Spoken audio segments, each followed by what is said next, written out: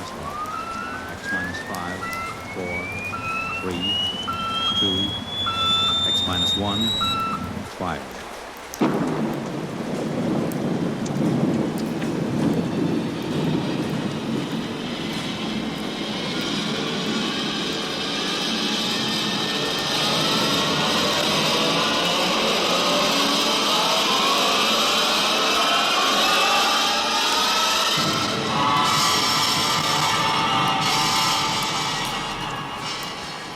From the far horizons of the unknown come transcribed tales of new dimensions in time and space.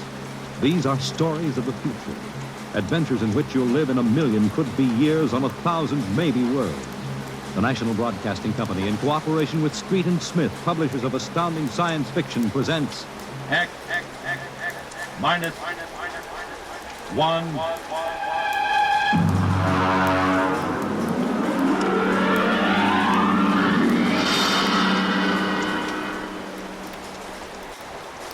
Night Story, Nightfall by Isaac Asimov.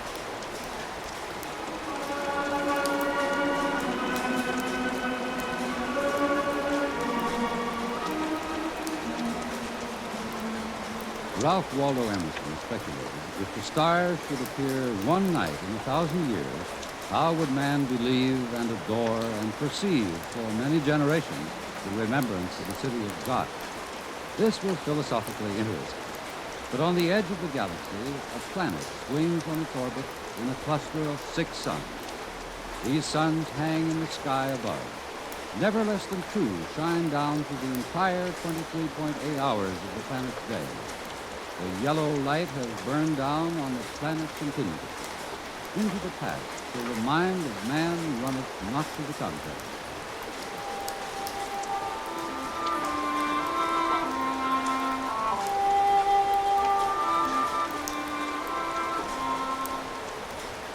Fairman was a reporter for the Faro City Chronicle. He covered them all, from the night police beat to politics to the sports pages. And the city editor wanted him to cover the biggest story of the year, perhaps of all time. It was an interview, a particularly difficult interview. But then, since his first days as a cub, Fairman had specialized in difficult interviews. It cost him bruises, black eyes, and broken bones. But it had gotten him an ample supply of coolness and self-confidence. He didn't expect violence, though, from an astronomer. You're from that newspaper? You've got a lot of gall coming here? Now, look, Dr. Aton, it's only a job. I've read you, Peter. You've been writing this observatory for 2 months now. You've attacked me personally. There's nothing to say to you. Well, this is your chance to get your side of the paper. Look, Dr. Aton, I'll give it to you straight. 2 months ago, the observatory issued a press statement that the world was coming to an end. And that's the same story the cult of the Book of Revelations has been teaching. Now, when a scientist backs that up, it's news. Our conclusions have nothing to do with the cult. The cult is full of superstition and mysticism. We're scientists. You've got the people pretty angry. It doesn't matter. I can't get the story from you. I have to go somewhere else. Go ahead. The paper can be pretty rough on someone who doesn't cooperate, Dr. Aton. Young man, if you're not out of the observatory within 5 minutes, I shall call the police. Now get out.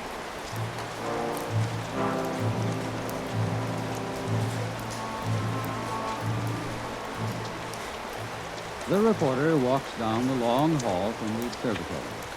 The light filters through the high, clear-story windows.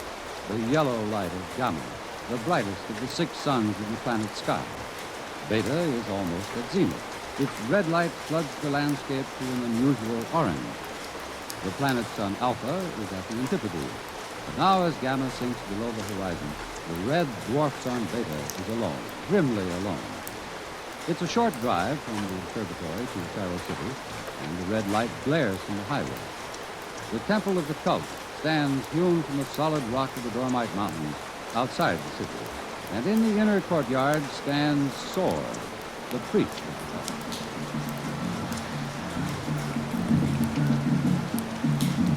Woe to the unbelievers! Their souls will rot with the absence of light.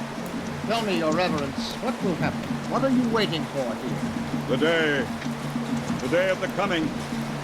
It is written in the Book of Revelations. It came to pass the sun Beta was alone in the sky, and the world was shrunken and cold. Men did assemble in the public squares and highways. Their minds were troubled, and their speech confused. For the souls of men awaited the coming of the stars. And the lip of the cave of darkness passed the edge of Beta, and loud were the cries of men, and there was no light on the surface of the world. And in this blackness there appeared the stars in countless numbers, and in that moment the souls of men departed from them, and their abandoned bodies became even as beasts. From the stars then reached down the heavens flame, where it touched, the cities of the world flamed to destruction, so that of man and all the works of man not remain. So it is written.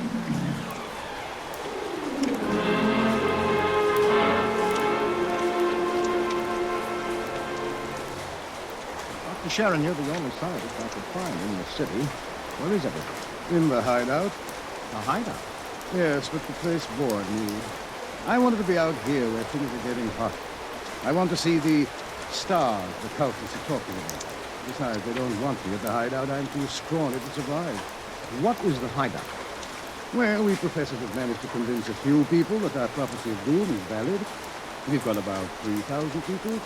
They're supposed to hide where the darkness and the stars can't get at them. We hope they'll survive and leave the record. Survive? Survive what? Well, how true it is, I can't say, but the cultists say that every 2,050 years, all the suns disappear, and there is a total darkness, and then they say things called stars appear. Of course, men go mad. They mix all this up with a lot of religio-mystic notions, but that's the central argument.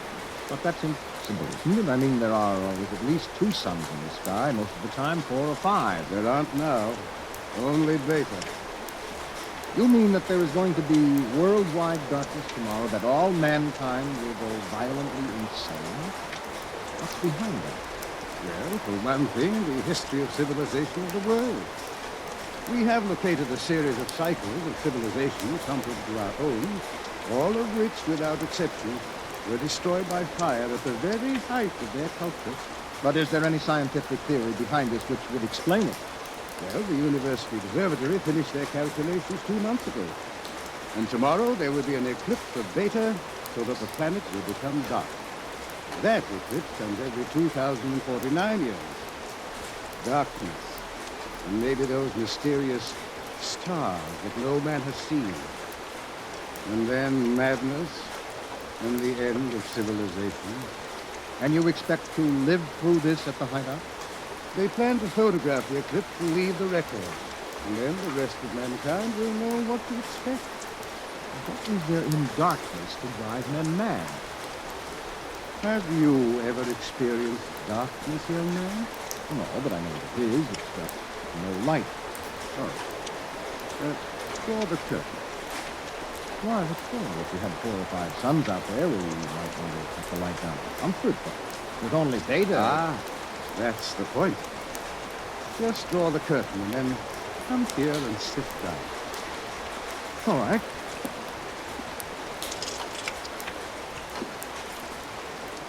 Can't see you.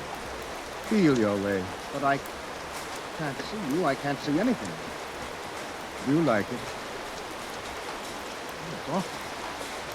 The walls seem to be closing in on me. I keep wanting to push them away. All right. Draw the curtain back again.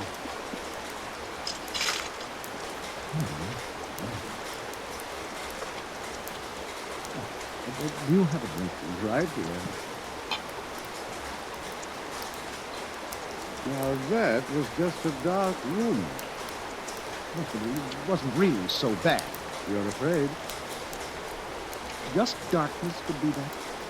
This isn't just a metaphysical theory, young man. It's promulgated from observed data. Well, come with me. Where? The locked wall down the corridor.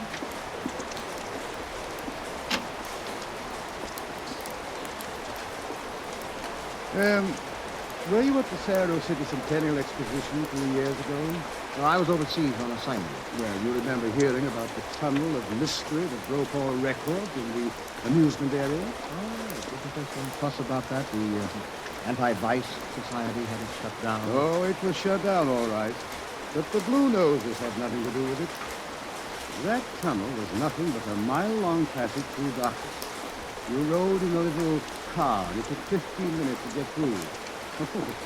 It was very popular while it lasted. Popular? Well, there's a fascination to be frightened when it's part of a game. Absence of light is one of the instinctive human fears. People came out of that 15 minutes of darkness shaking and half dead with fear.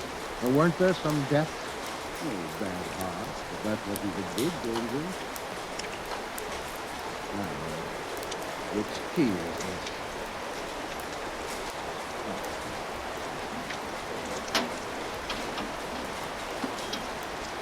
Where are we going? You'll see. No, the heart attacks were actually good for business, but there was something else. Yes, I'll show you. I want you to see somebody. Latimer. Latimer. Go. Latimer. I want you to meet somebody. This is Mr. Perriman. No. No, go away. Hello. He's pushing me. Make him stop pushing me. Go away. What's wrong? Latimer is afraid. Aren't you? They're falling in on me. The wall. I've got to get out. I've got to get out. Let me out. You can't go out, Latimer. It is all right. I've got to get out. Let me out. Let me out. At sleeping period, we have to give him a shot of morphine.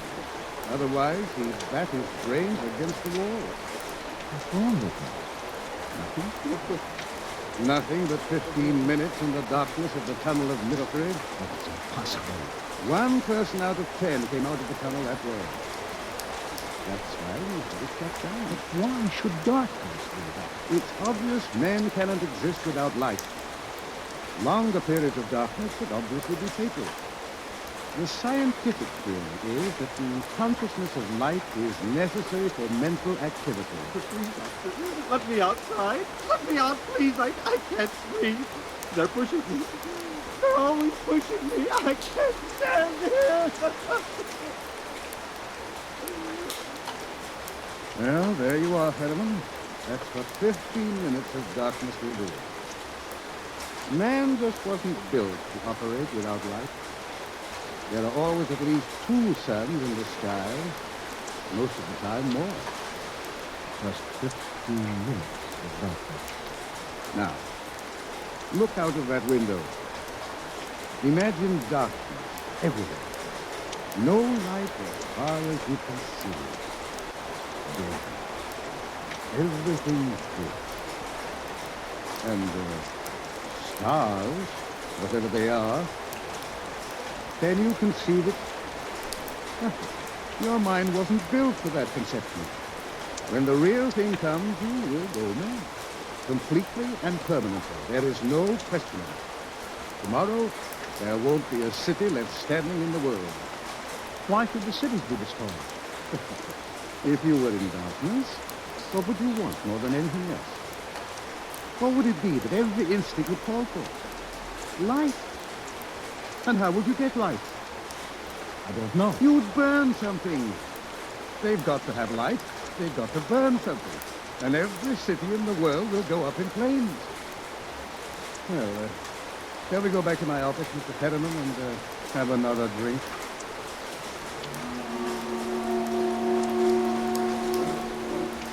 Through the skies, the red sun Beta shines alone. The wind howls across the city. It is cold, colder than man can remember. And as the hour approaches, the reporter goes out and speaks to the man in the street. Excuse me, where are you going now? Home for supper. Well, how about, what are you going to do tonight? You mean about this star stuff? Look, I'll tell you, mister, I got nothing against religion, see? I don't stand a reason that the end of the world is going to come boom like that. I just don't stand a reason. Have you read what the scientists say? I don't read stuff like that, only the headlines. How about the cult? And like I say, I've got nothing against religion. You don't believe them either. They've always been shouting about doom and sin. Listen, when you've been around as long as I have, you get to know the score. It's all right to preach Judgment Day is coming and all that, but just the same, I'm putting money in the bank. How about darkness? About what? How would you feel if there were no light? Are you crazy? How could there be no light? Well, suppose all the suns went down at once. Suppose everything was black. It's crazy. What's the use of supposing something like that? It couldn't happen. It's crazy. That's all. Thank you. Sure, sure. Oh, look, Mr. Remember, Talent with 2 L's?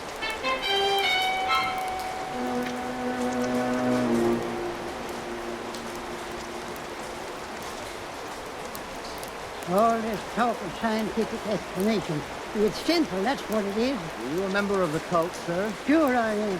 Been a member since I was a boy. My daddy was a member too. I've seen the book. It's all written down in the book. Don't you believe the scientist's explanation? You don't need it. You want to save my immortal soul. You want to stay on the mountaintop in a white robe while the stars carry him away to glory. Blessed be the stars. Amen. What are the stars? The glory, the breath of the heavens, the spirit of the ultimate. That's what they are. The observatory has announced that it intends to take pictures of the stars. Blasphemy. I sold my house, I give all my money to the poor. Won't need it anymore. I'm going to heaven with the stars. Glory, glory, going with the stars.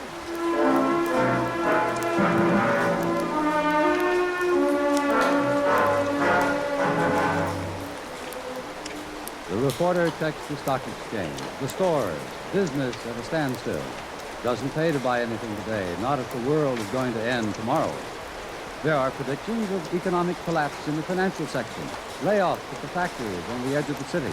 And through the streets, the people will mill and turn, unsure, crying in fear or shouting with bravado. The story isn't here in the city. And so, as the hour approaches, the reporter goes again to the observatory, high in the hill. Now look, Dr. Oakley, if you are right, if the world is going to be destroyed, what is the difference if I stay here and observe and predict? You will be in the way. We have work to do. If I stay out of the way. Hello. Oh, this place is like a morgue. It's freezing outside. The wind is enough to hang icicles on your nose. Beta doesn't seem to give any heat at all, the distance it is. Why aren't you in the hideout, John? Me? I'm part of the race that isn't worth perpetuating. Who's got a bottle? No alcohol today. It's too easy to get my men drunk. I can't afford to tempt them. All right, Foreman. It's the time we took our positions. The observatory dome is up to his skirt. After you. Ah! What is that? Up in the dome, quick! What is it? The plates. The photographic plates are all smashed. There he is. The Countess is going for the telescope. After him. All right, I've got him. Let go! Let go! Must be the stars! It must be! All right. He didn't harm anything. Let him up. That's the high priest. I was talking to him yesterday. All right. What do you want? Nothing that you would give me of your own free will. I made a bargain with the cult. Give me certain data that you have. In return, I promise to prove the essential truth of the creed. There was no need to prove that. It stands proven by the Book of Revelations. I offered scientific backing for you believers. You made of the darkness and the stars a natural phenomenon and removed all its real significance. That was blasphemy. The facts exist. Your facts are a fraud and a delusion. How do you know? I know. I suppose you think in trying to warn the world against the menace of madness, we are placing souls in jeopardy, huh? Well, we haven't succeeded. That makes you feel better. Your devilish instruments must be destroyed. We obey the will of the stars. Someone call the police in Faro City. There's no time for that. Let me handle this. The eclipse is only a few minutes away. Look, you. Will you give your word of honor to cause no trouble? I will not. Listen. Just as soon as the eclipse starts, they're going to take you and put you in a closet with the door closed, and you will stay there. Then you won't see the darkness, and you won't see the stars. And that means the loss of your immortal soul, according to the Council. All right. Will you give your word of honor? You have it. You will all be damned for your deeds of today. Look at Beta. The eclipse has started. You can see the blackness against Beta. Get busy on those cameras. Check the exposures very carefully. You're shaking, Mr. Terraman. I don't feel very well. You're not losing your nerve. Oh, no, I'm just not used to it. You could probably make the hideout. I have been assigned to cover a story. I intend to cover it. Professional honor? Yes. Yes. Alas of planet Radrock. Alas of planet. What is that? The cultist. That's the book of Revelation. I don't understand it. He is chanting some old cycle language. The book of Revelations was originally written in it. There are probably 2 million people in Sarah City who are trying to join the cult. One gigantic revival. How do the cultists manage to keep the book of Revelations going from cycle to cycle if everyone goes mad? Who wrote the book? There are some people who don't see the stars. The blind, those who drink themselves into a stupor, and children, to whom the world as a whole is too new and too strange for them to be frightened by stars and darkness. They would have memories, and that, combined with the confused, incoherent babbling of the mad, formed the basis for the book of Revelation. Oh, the cult will be riding high down there in the city.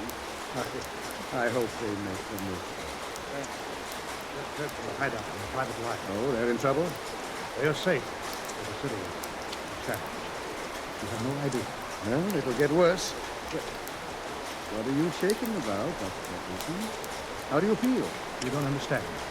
The cultists are rousing the people to storm the observatory, promising them immediate entrance into grace, promising them salvation, promising them anything. How long till the total eclipse? Now, It's a gamble. It will take time to get a mob out here. If the darkness comes first, we're all right.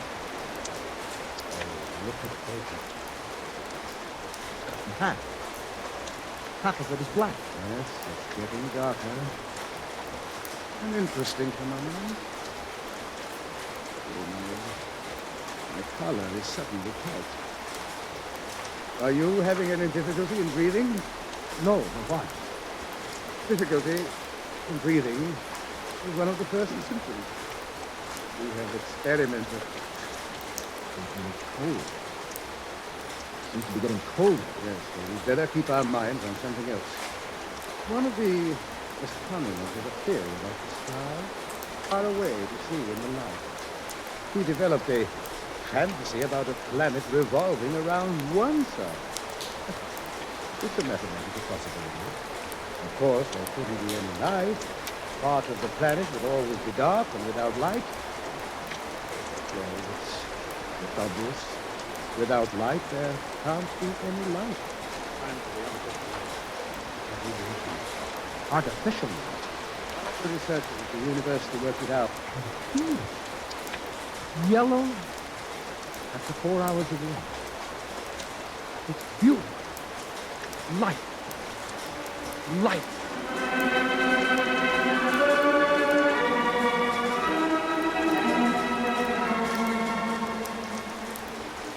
The dome is quiet. The priest in his yellow robe sways slowly as his lips move in the ancient tongue. Over and over, he whispers the invocation to the stars. The technicians hunt over the instruments, and the sky gradually turns a horrible deep purple red, and the air grows denser. Dust, like a palpable entity, enters the room, and the dancing circle of yellow light about the torches etches itself into ever sharper distinction against the ever-gathering grayness beyond. Outside, Beta is a mere smoldering splendor, taking a last look at the world.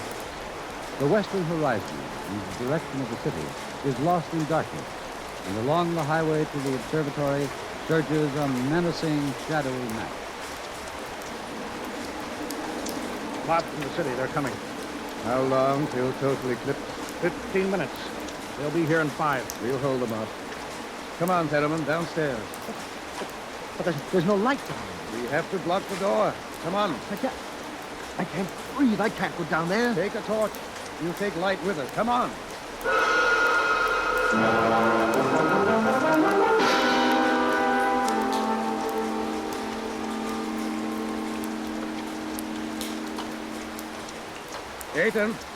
Aiton. I'm here. You bar the door? They won't get in.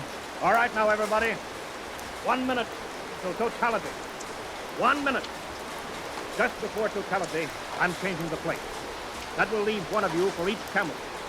You know all about times of exposure. Now remember, don't try to look for good shots. And if you feel yourself going, get away from the camera. Getting dark. Karen, where are you? I can't see you. I'm right here. 30 seconds. Look out. The priest. I can't see him. And the wicked shall perish in the souls of the true believers, shall be transported in glory to the stars. You can see him against the torch. Don't let him get to the From the telescope. stars shall reach down to heavenly flames, and where it touched the cities of the world, flames to utter destruction. Grab him! You shall not Grab him! blaspheme. The world must be destroyed by the stars. It must be. Let me go.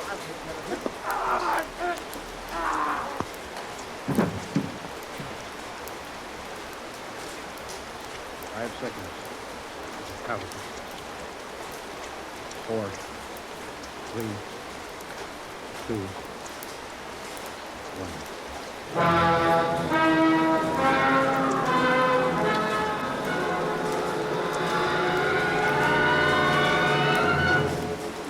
The sky is black, and through it shines the sun.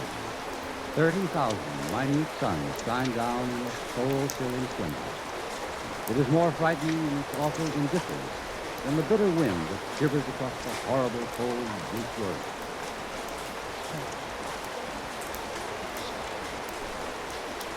It's Tom.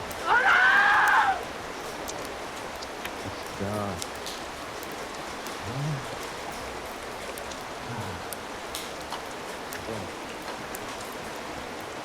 Walls are coming in. Coming in. Light. Light. Light. Forever. Light. And ever. And ever. Light. And the walls are breaking in. We did not know. We did not know. We did not know.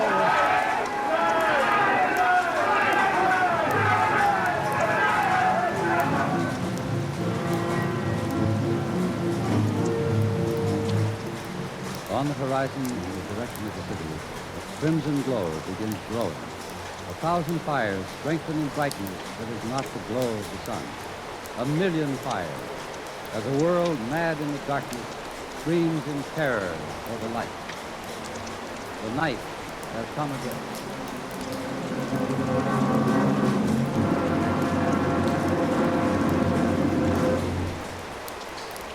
You have just heard X-1, presented by the National Broadcasting Company in cooperation with Street and Smith, publishers of astounding science fiction. Tonight by transcription, X-1 has brought you Nightfall by Isaac Asimov, adapted for radio by Ernest Knorr.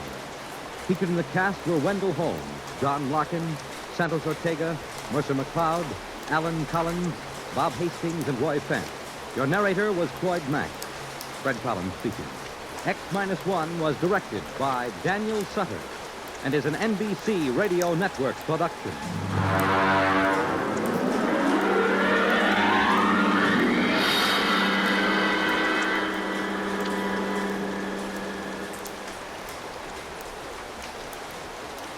It's room